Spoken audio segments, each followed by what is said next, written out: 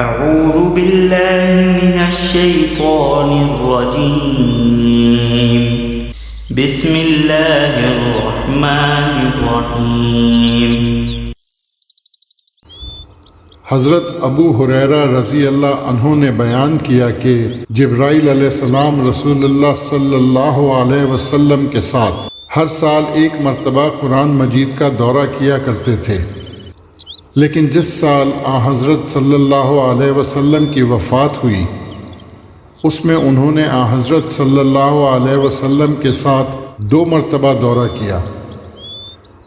حضرت صلی اللہ علیہ وسلم ہر سال 10 دن کا اعتکاف کیا کرتے تھے، لیکن جس سال آپ کی وفات ہوئی اس سال آپ نے 20 دن کا اعتکاف کیا۔ Narrated Abu Huraira.